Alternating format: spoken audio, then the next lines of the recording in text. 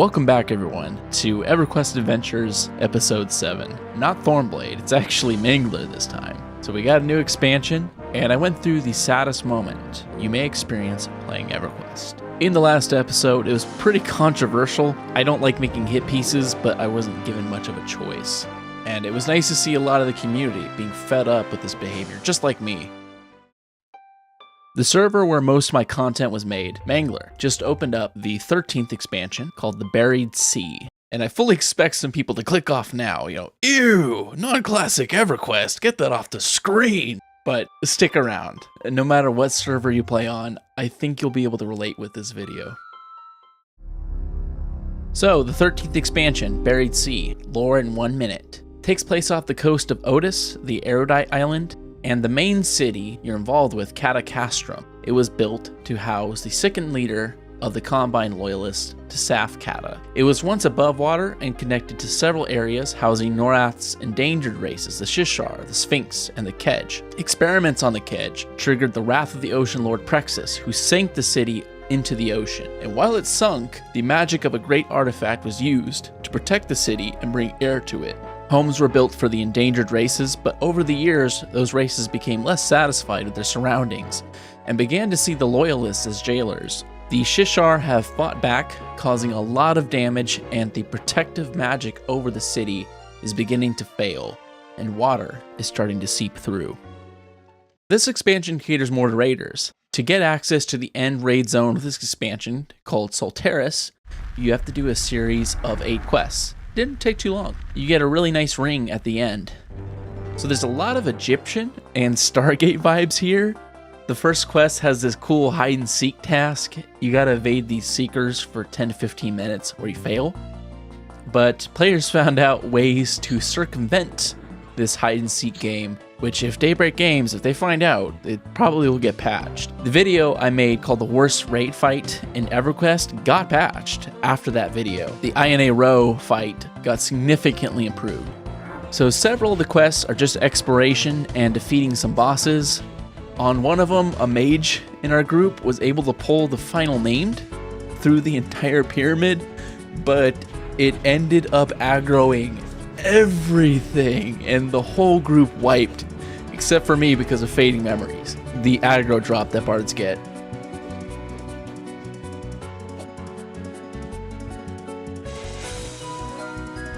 And then you just get access to the Shissar boss Sky Pyramids by eavesdropping a password for their teleport pads and then defeat that boss. That's really it. I got a lot of alternate advancement points here and finally maxed out my mana regen on Bard. It's really helpful. But let's get to why I actually made this video. What is the saddest moment you may have playing EverQuest? I found out that my favorite guild I've ever been in is likely going to end soon. The Mangler server opened up in 2019, and Mangler is where most of my videos are from.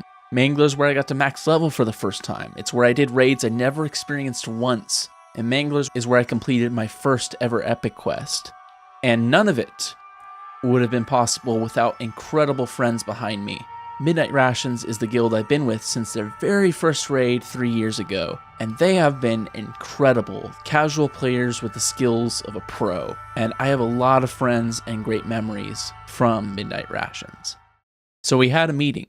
Our guild leader was looking ahead at the bleak future of the server. In most of my videos, I talk about the shiny new servers that are bustling, but I don't really talk about the aftermath, when everyone moves on to the next newer thing. What's it like on the servers that are left behind? So Mangler has been steadily losing population since 2 rounds of new TLP servers. In Midnight Rations, it seems like with every new expansion unlock, more and more guild members leave, and recruitment is just not keeping up. Our raid numbers are critically low, and our guild leader said it's a problem. Future raids just get harder and harder, and if we don't have the numbers, we will inevitably hit a wall, a challenge that we can't overcome. If it's not this expansion, then it's probably the next. So our guild leader has been working behind the scenes to create a merger, combining with another guild of similar size, so we can still clear all content. And how the guild leader described the terms of the merger couldn't be any better. I'm really happy with them. But once this merger goes through, it is very possible that my favorite guild, Midnight Rations, will be no more. We may leave behind our guild's name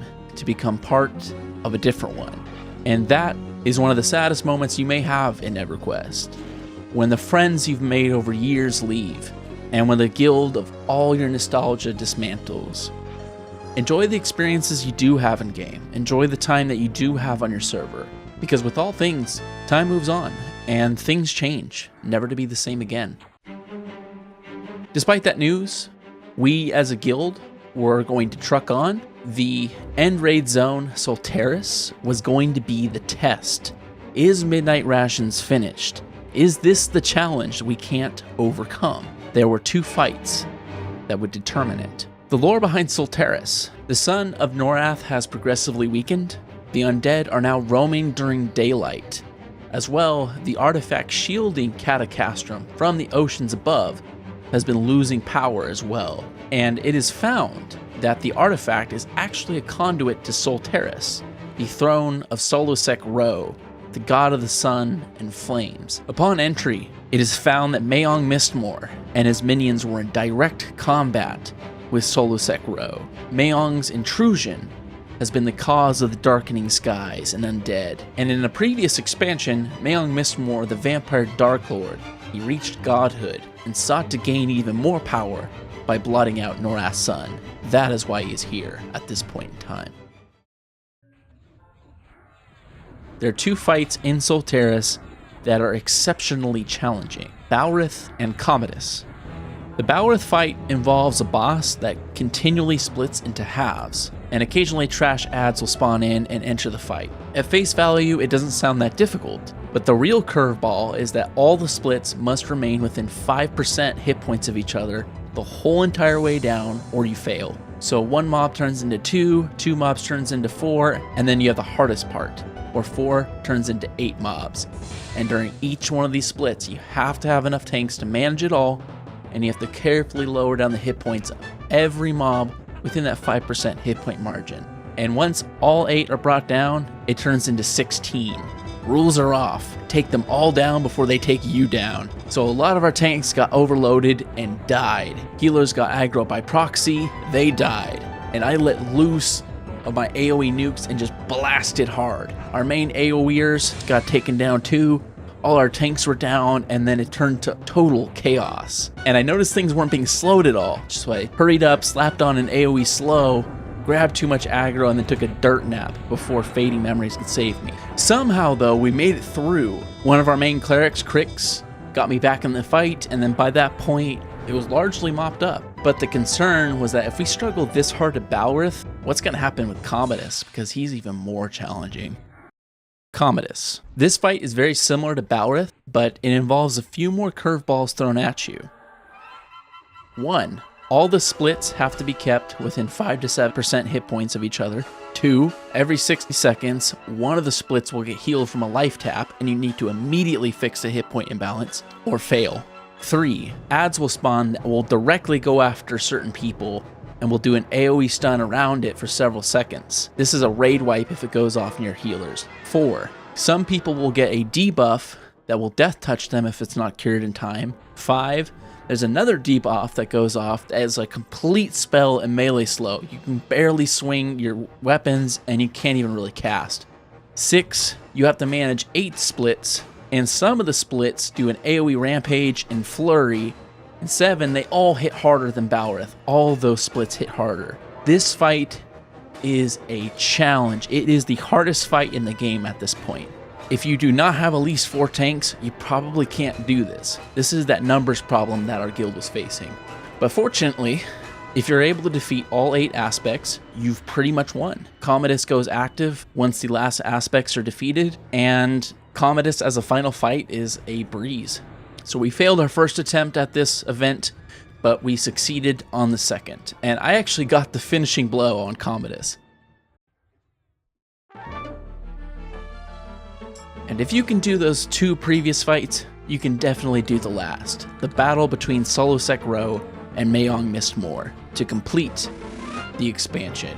And check out the parse I got in this fight. I actually got number 5. But if you've stuck around this far, thank you guys so much all for watching. I will see you in the next video. I'm going to play out the rest of this fight here.